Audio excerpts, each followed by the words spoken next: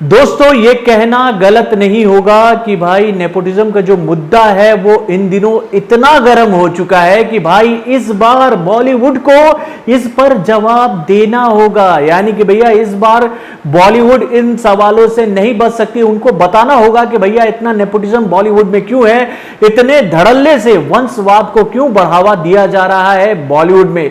यानी कि भैया ये सवाल इतना गर्म हो चुका है कि भैया इस बार बॉलीवुड इन सवालों से बच नहीं सकती है। अब आपको बता दूं कि भैया बॉलीवुड के कई सारे बड़े बड़े सितारे जो हैं वो नेपोटिज्म का बढ़ावा करते नजर आ रहे हैं। यानी कि भैया वो अपने तरीके से दलील सबको दे रहे हैं सोशल मीडिया अकाउंट से। और भैया मैं उन लोगों के नाम आप लोगों के सामने नहीं रखूंगा कि भैया इनकी दलील क्या है, लेकिन उनकी बातें मैं आप लोगों को जरूर बताऊंगा।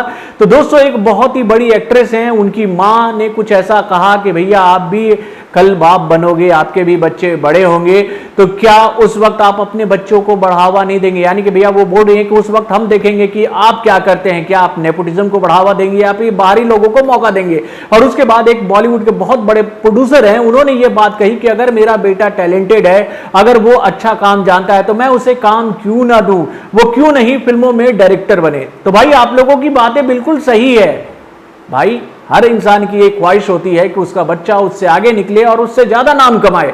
लेकिन मेरा सवाल आप लोगों से सिर्फ इतना है कि भाई आप अपने बच्चों को डायरेक्टर बनाओ, हीरो बनाओ, हीरोइन बनाओ, जो बनाना बनाओ, लेकिन अगर कोई इंसान मेहनत से आगे बढ़ रहा है, अपने पोटेंशियल से वो कुछ करने की कोशिश कर रहा है, तो भाई आपको ये किसने हक दिया कि भैया आप उसके रास्ते को काटो, उसके रास्तों में पत्थर लाओ। भाई रोड़े नहीं, पत्थर लाओ कि जिससे वो निराश होकर इतना बड़ा कदम उठा ले।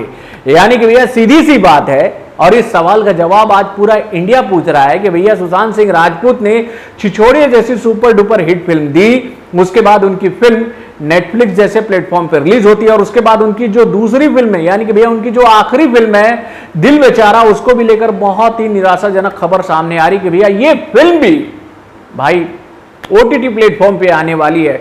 और मैं तो आप लोगों से यह अपील करूंगा कि भैया आप आवाज बुलंद करो कि भैया उनकी आखिरी फिल्म ओटीटी पर रिलीज नहीं होनी चाहिए बल्कि सिनेमा घर में आनी चाहिए। यानी कि भैया एक हैशटैग हम लोग बनाते हैं और इसमें मांग करते हैं भैया कि सुशांत की आखिरी फिल्म जो है वो ओटीटी प्लेटफॉर्म पर रिलीज नहीं होनी चाहिए बल्कि सिनेमा घर में आनी चाहिए। यानी कि भाई आप कुछ भी करो, आपका पैसा है, आप कुछ भी कर सकते हो, उसमें कोई रोक टोक नहीं है। आप अपने वंश को आगे बढ़ाओ या फिर किसी को भी आगे बढ़ाओ, ये आपका सोच है, लेकिन यहां पर यह अधिकार आपको किसी ने नहीं दिया है कि आप किसी के रास्तों में बाधा प्रकट करें।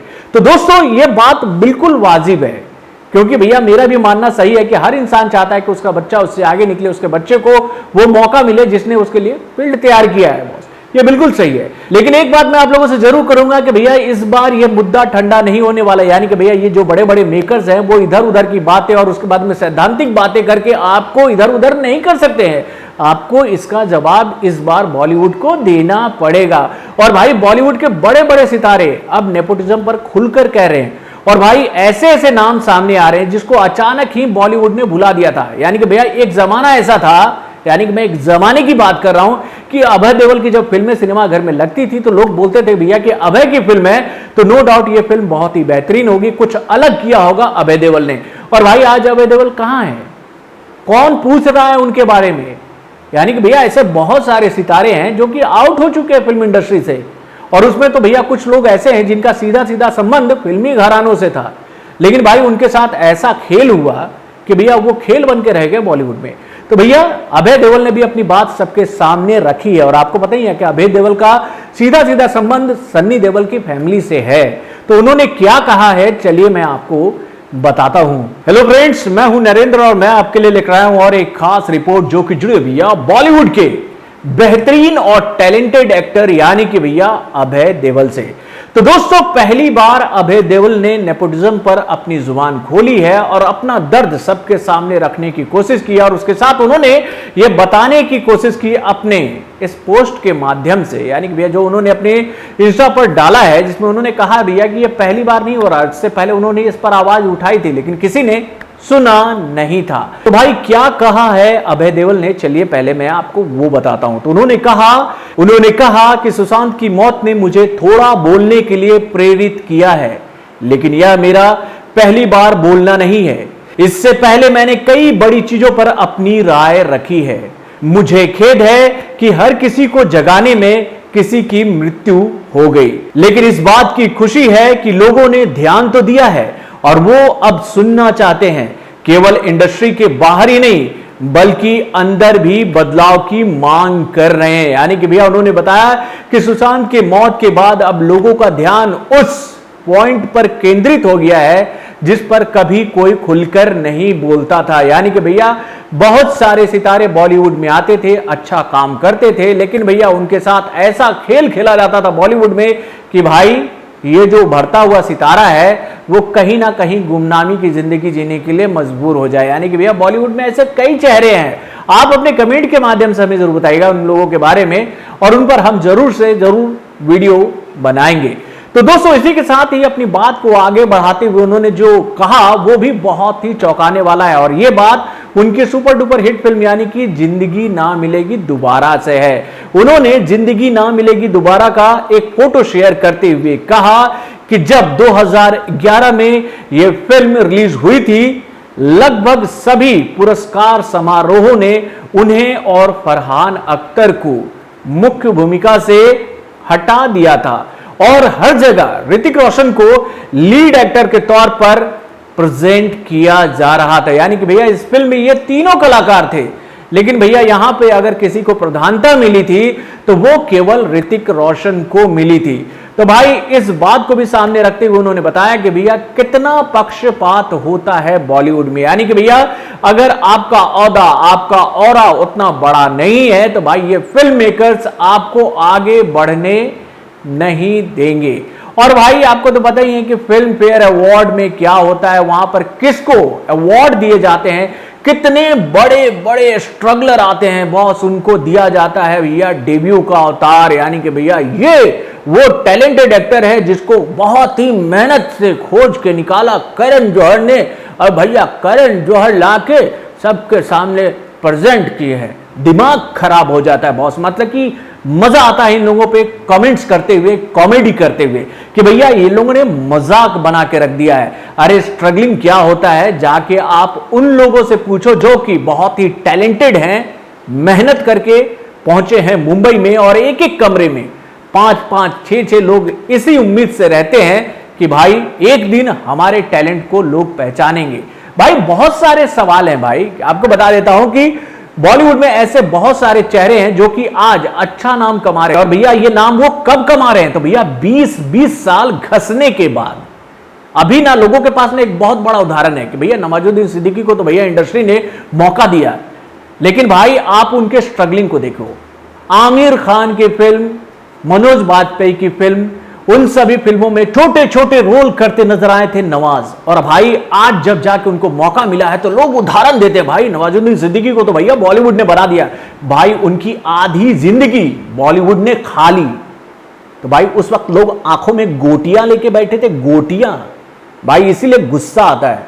और आज ये गुस्सा मेरा इसलिए है कि भाई उन्हीं लोगों की वजह से आज हम जैसे लोग जो हैं वो बॉलीवुड से काफी दूर हैं। तो भाई सवाल तो देना होगा, आप ये कहकर नहीं बच सकते हो कि कल आप भी बाप बनोगे, आपके भी बच्चे होंगे, उस वक्त हम देखेंगे कि आप नेपोटिज्म को बढ़ावा देते हैं कि नहीं, मेरा बेटा टैलेंटेड है, वो अच्छा काम जानता है तो वो डायरेक्टर बनेगा क्यों नहीं। बहुत सारी बातें आप लोग कह रहे हो बॉस, बहुत सारी बातें, लेकिन इस सवाल का आप केवल जवाब दे दो कि भैया अगर कोई मेहनत से आगे बढ़ रहा बॉलीवुड में तो उसके रास्ते को काटने का अधिकार आपको किसने दिया। बस इतने सवाल का आप जवाब दो। नेपोटिज्म, वंशवाद, उस पर हम बाद में बात कर लेंगे। इस सवाल का जवाब दे दो कि भैया एक लड़का एक हिट फिल्म देता है, उसके बाद 6 फिल्में साइन करता है और अचानक उसके हाथ से वो सारी फिल्में क्यों छिन जाती है। भाई सवाल बहुत गहरे हैं और चुभेंगे आप लोगों को, क्योंकि भैया आज तक आप लोगों ने जो दुकान चलाई है ना बॉलीवुड में, भैया वहां पर आज के डेट में जितने भी चेहरे नजर आ रहे हैं वो कहां से और किस तरीके से पहुंचे हैं ये सबको पता है।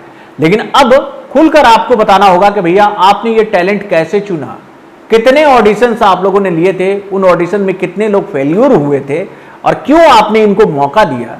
अब कारण बताइएगा ना। अगर ये इतने ही टैलेंटेड थे तो इनकी फिल्में पिट क्यों जाती हैं। मैं बात कर रहा हूं स्टूडेंट ऑफ द ईयर 2 की।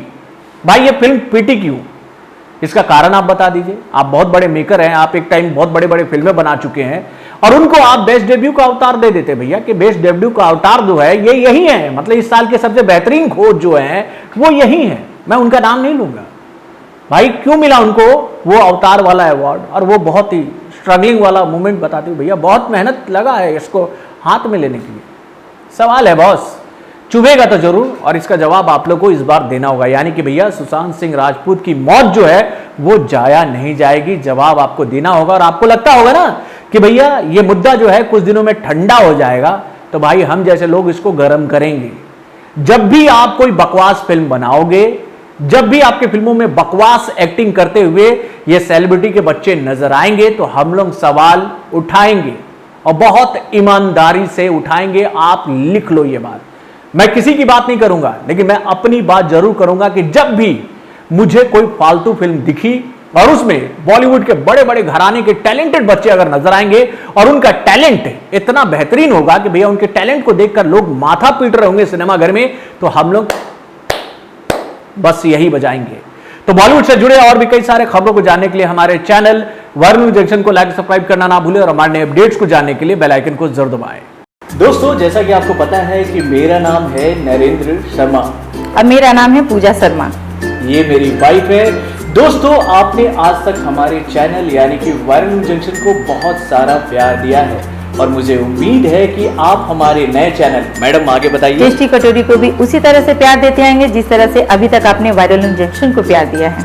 दोस्तों, हम अपने इस चैनल में आपको तरह तरह के व्यंजन बनाकर बताएंगे और उसके साथ बताएंगे कि कैसे आप अपने घर में बहुत ही आसानी से टेस्टी और हेल्दी फूड बना सकते हैं। तो दोस्तों, आप लोगों से मेरा निवेदन है, यानी कि हम दोनों का निवेदन है कि आप हमारे इस नए चैनल को वैसा ही प्यार और विश्वास दें जो कि आज तक आपने वायरल न्यूज जंक्शन को दिया है। दोस्तों, हमारे इस चैनल का नाम है टेस्टी कटोरी और उसका लिंक हम लोगों ने डिस्क्रिप्शन बॉक्स में दे रखा है।